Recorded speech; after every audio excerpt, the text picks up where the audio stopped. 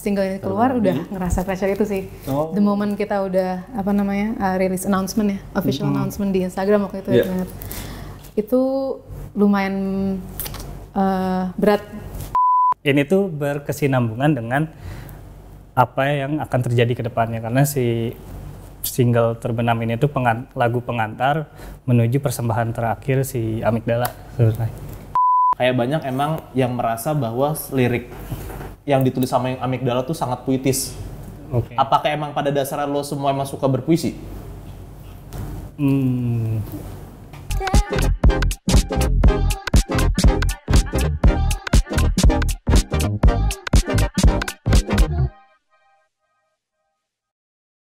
Welcome back to MDT Plus. Ya, kita hari ini kedatangan orang-orang senja. Karena warnanya tuh udah kayak gini nih. Kita ada tadi warna kuning gitu ada warna-warnanya. Padahal ini nggak janjian loh sebenarnya. Iya, nggak janjian nih. Sehati kali kita panggil kali ya. Amigdala. Di sini ada Mas Junet. Halo. Dan juga Desi. Yes. Nah, sebenarnya ada satu lagi namanya Mas Iqbal ya. Betul. Ya, Cuma lagi berhalangan hadir karena satu dan lain hal. Jadi kita ngobrol berdua aja sama kakak di sini. Sebenarnya tetap bisa terkupas semua ya tentang peramigdalaan ya. Bisa. Gua penasaran banget sebenarnya Ndra, kayak lo 5 tahun berarti kan nggak mengeluarkan single. Terakhir 2018 kan? 19, 20, 21, 22, 23. Ya kan? 5 tahun Amigdala mungkin bisa terbilang hiatus, tapi tiba-tiba akhirnya mengeluarkan satu single baru. Lo merasa deg-degan nggak sebenarnya? Lo bisa diterima lagi di masyarakat atau kayak ini waktunya gue nih, emang nunjukin kalau gue bisa, atau malah kayak gue deg-degan sih apa gue masih bisa diterima ya gitu? Iya deg-degan. Soalnya dalam 5 tahun perjalanan ini juga untuk rilis ke single yang terakhir ini, Terbenam ini, prosesnya panjang sih untuk ngegodok lagunya sendiri buat jadi bentuk audio yang sekarang tuh 2 tahun gitu dari hulu ke hilir kita kerjain semuanya. Dan ya selama 2 tahun itu berproses, ketika mau dirilis kan kayak aduh ini kena gak ya? Tapi seenggaknya itu yang dicari sama anak-anak gitu ya. Seenggaknya kita puas terhadap prosesnya, terus rilis pada akhirnya diserahkan kepada pendengar aja nanti. Karena setelah rilis si lagunya sudah bukan milik Amigdala lagi, tapi milik pendengar juga gitu.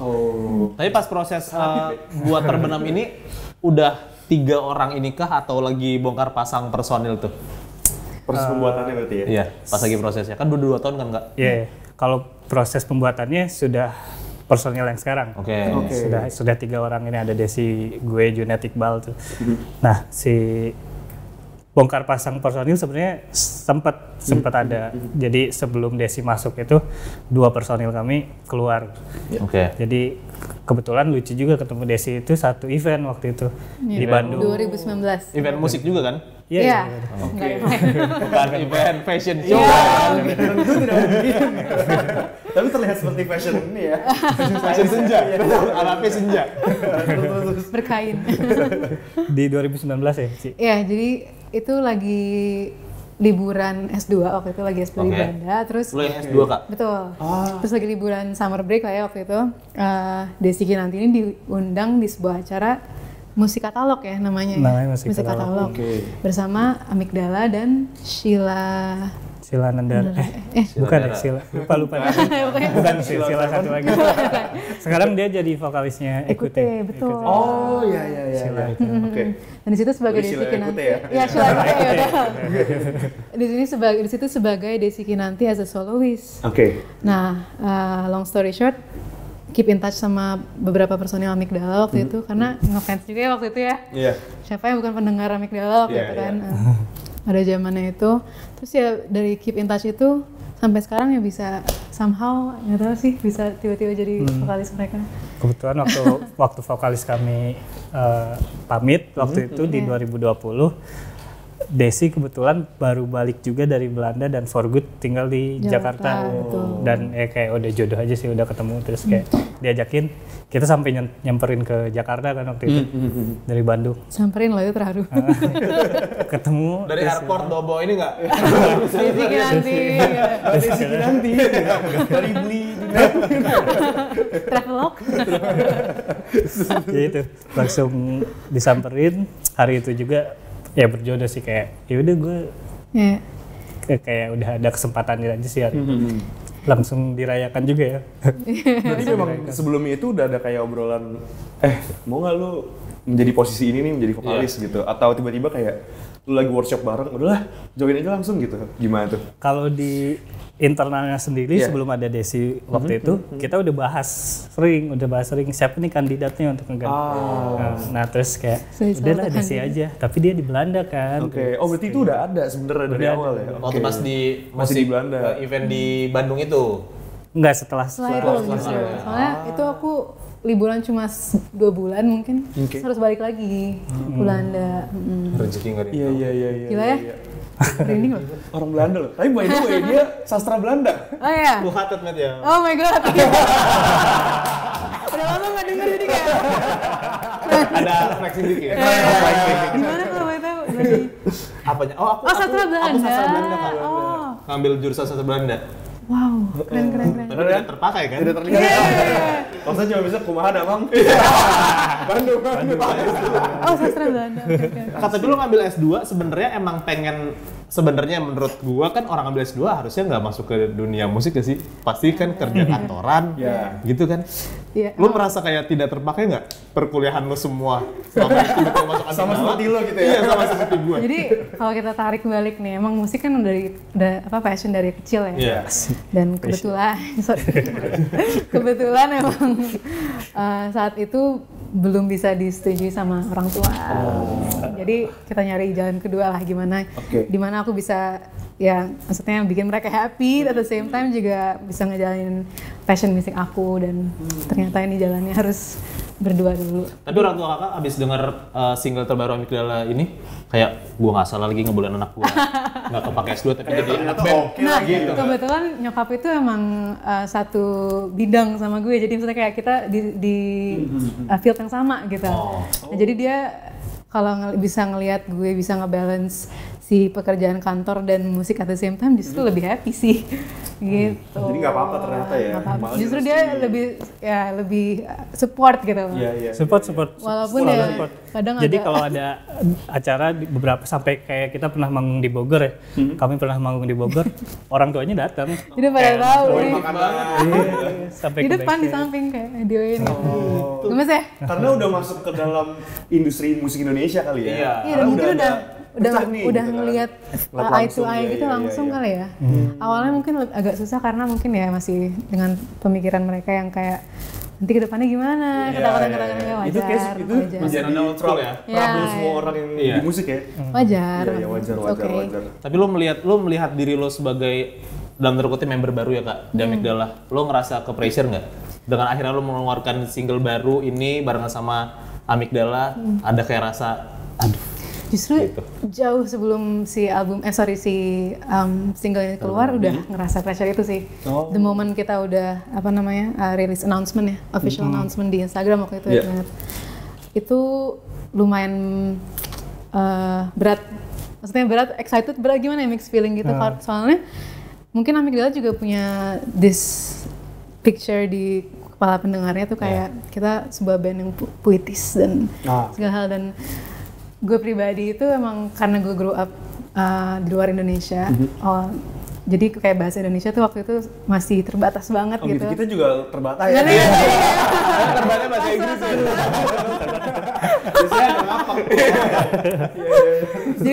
Jadi sebuah ketakutan yang lumayan besar itu, expectationnya orang-orang tuh kayak Kak Desi harus bisa berpuisi dan hal gitu. Padahal itu jauh dari apa yang kemampuan gue gitu sebenarnya.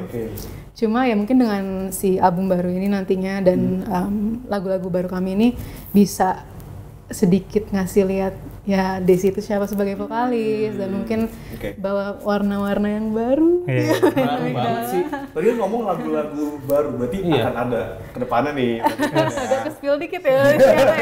Kita aminkan saja ya kan. Tapi single terbaru ini baru banget, Ndra. Baru banget. Masa itu vibes-nya beda banget sama Amigdala sebelum-sebelumnya. Dan gue suka banget lagi. Kayak somehow tuh memang jauh ya dari Amigdala sebelumnya kan. Tapi ini tuh vibes-nya bule banget sebenarnya. sebenarnya.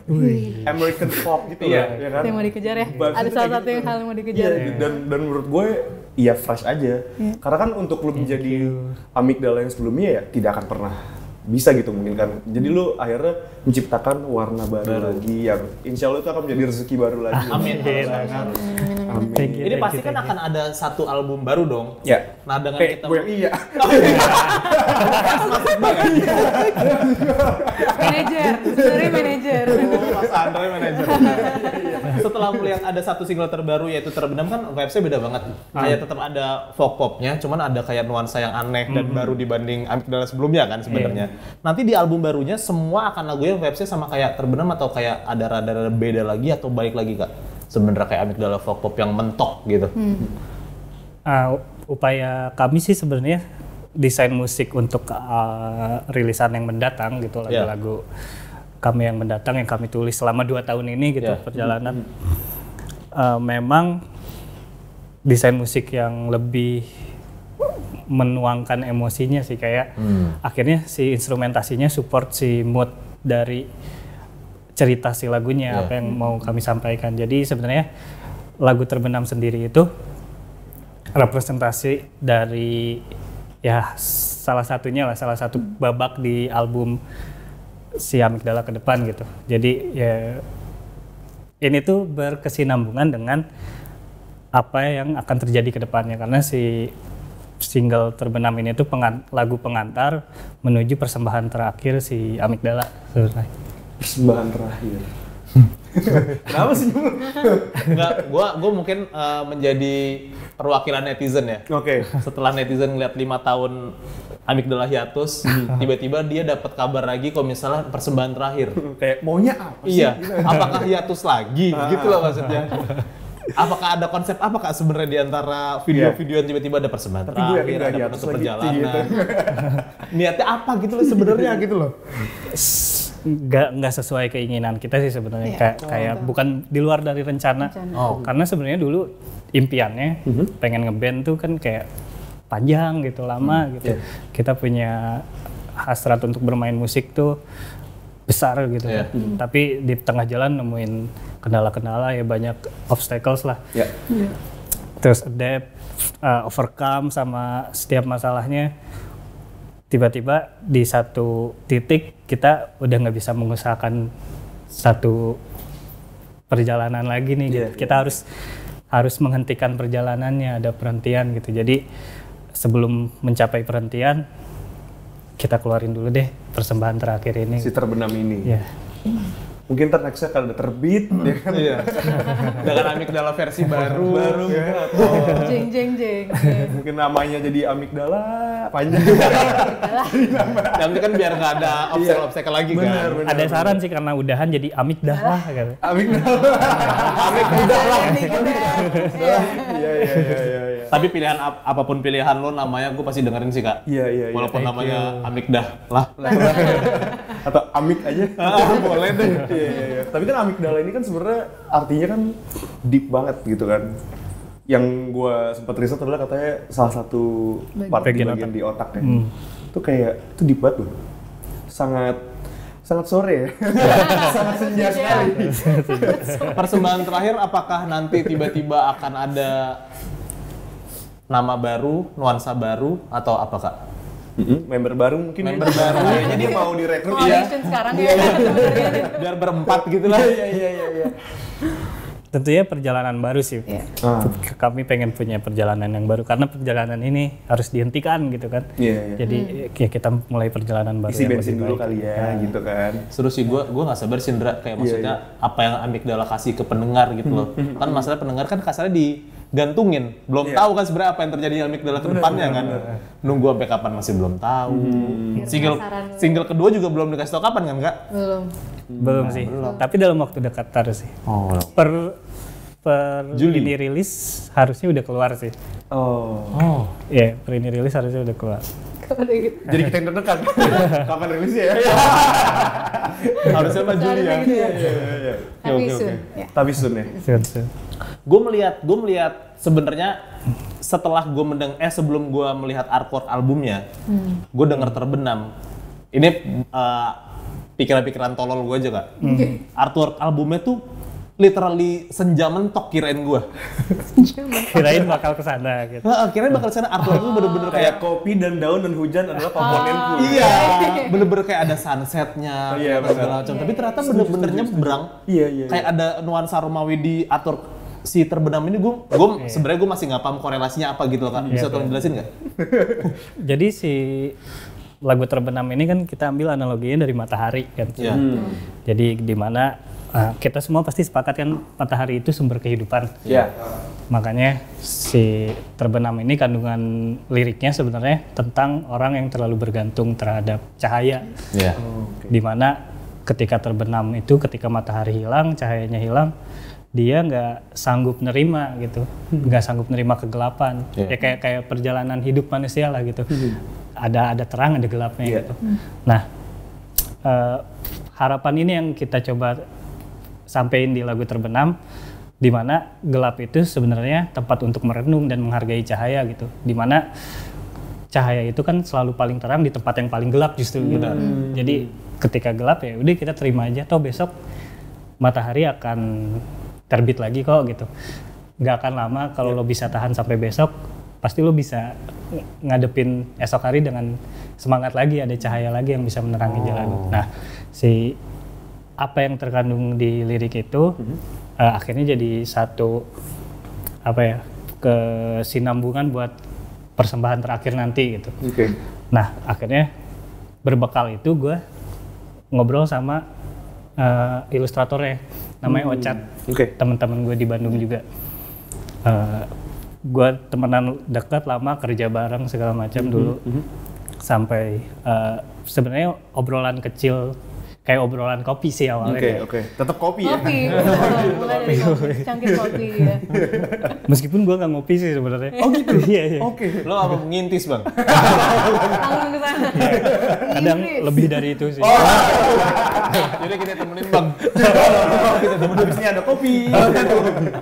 Terus. Tertarik sama konsepnya, terus kita coba, gaya visualnya kayak gimana, ternyata sama-sama nyebrang yang tadi lo maksud juga gitu Moy. Konsep yang gue tawarkan nyebrang dari Amigdala yang sebelumnya, terus gaya visual yang coba dituangkan si ilustratornya, si Ocat itu beda juga. Sampai ada beberapa eksperimen, jadi dia di studionya tuh pakai beberapa medium gitu, ada cat yang beda, kanvas segala macam, sampai akhirnya jadi gaya visualnya yang sekarang itu. Nah, dan gaya visual si Ocat yang sekarang akhirnya lahirlah dari si artworknya Amigdala ini. Jadi sampai sekarang gaya visual dia kayak gitu. Jadi KV yang baru ya? Iya, jadi kayak ini monumental juga buat, selain buat Amigdala ini, buat si Ocat juga gitu. Iya. Tapi bener-bener artworknya nyebrang banget sama Amigdala biasa gitu loh. Iya. Kayak ada Romawi gitu ya, apa emang otak gue gak nyampe soalnya ya. Saya kayak dari lagu Folk tiba-tiba ke Romawi kayak gitu, ternyata analogi dari situ lah. Pada awalnya memang mau mengejar visual Renaissance kan. Cuman karena ada gaya visualnya Ocat di sana, jadi dicampurkan. Cuman kiblatnya masih ke sana. Kenapa milih Renaissance? Karena artinya sendiri kan revival ya, kebangkitan kan Renaissance. Dan kalau sepembacaan gue, kalau nggak salah, matahari itu disimbolkan pertama kali yang matahari terus ada garis-garisnya. Itu pada zaman Renaissance. Jadi kayak dari situ gitu garisnya. Udah kita pakai gaya visual ini aja. Kesini jadinya kayak gitu. Nggak meskipun nggak Renaissance banget, cuma kayak gue juga puas gitu, punya identitasnya sendiri akhirnya si artworknya gitu. Dan itu magis sih menurut gue, kayak artworknya terbenam ini adalah satu kepingan dari nantinya persembahan terakhir. Itu belum full artworknya gitu. Itu masih dari satu kepingan aja. Gila, sangat deep dan tetap senja. Keren. Gue gak nyampe otak gue besok lo. Iya. Malah gue kepikiran mungkin Romawi karena memang vibes lagunya kan juga internasional banget sebenarnya. Gue tuh bisa melihat dan mendengar banyak instrumen-instrumen folk indie di luar gitu loh yang ditanamkan di sini. Jadi nggak sound lokalnya tuh malah menipis. Jadi kayak ini tuh kayak aku siap menempuh kancah internasional, mungkin ke Belanda gitu kan nanti. Keren. Amin. Iya. Gue terpakai loh. Terpakai. Bisa jadi ini ya. Iya, ter-AP gitu kan. Mungkin di-translate dari lagu Amigdala jadi bisa ya? Bisa. Alif bahasa. Cuannya ya. Tapi by the way kan kita ngomongin lagi tentang Amigdala dan Kukira Kau Rumah. Iya kan? Pasti kan orang-orang juga udah tahu kalau ini kan adalah lagu yang membuat Amigdala besar ya? Iya, Amigdala menjadi besar gitu kan. Kalau misalkan ngomong itu sendiri, ada nggak sih yang keinget kayak proses kreatifnya tuh dulu gimana sih bisa tercipta ini? Kalau kita ngomongin lagi gitu. Agak lupa sebenarnya. Berarti 6-7 tahun lalu kali Bang yang bikin itu ya. Berarti tahun 2000 berapa bikinnya? 2016 sebenarnya. 16 malah ya. Jadi memang dulu tuh bentuknya masih demo berarti. Oke. Demonya itu kami submit ke playlist ada di YouTube lah playlist lokal kan pada tahun-tahun itu ya. Kan banyak ya playlist. Iya. Indie lokal. Indie lokal. Indie lokal yang pertama post indie lokal itu. Bener ya? Okay. Terus akhirnya bagus nih antusiasmenya. Ini mah jadi ngeband gitu kan kayak udahlah kita bikin aja rekamannya serius gitu. Mumpung momennya bagus, singlenya didengar banyak orang juga, kita segera rilis aja. Ternyata dari 2016 rilisnya 2018. Tetap 2 tahun ya rentangnya. Tapi 2 tahun itu terbayar sih menurut gua.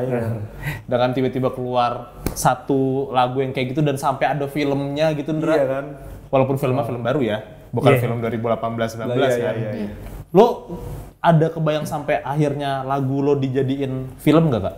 Kalau misalnya jadi soundtrack, ya udah banyak lah gitu. Tapi ini dijadiin film gitu. Difilmkan gitu. Difilmkan.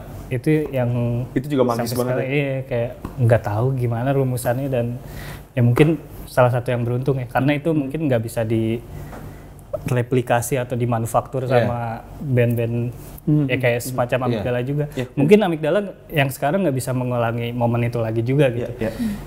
Cuman ya pada akhirnya itu kami selalu berpikir ketika lagu ini rilis akhirnya menjadi milik semua pendengar dan interpretasinya mau diapain aja itu hak mereka gitu. Termasuk Umay dengan film yang Kukira Kau Rumah. Jadi makasih banget juga gitu udah melihat udah punya sudut pandang dan menginterpretasikan Kukira Kau Rumah dengan filmnya ini gitu. Kayak gitu.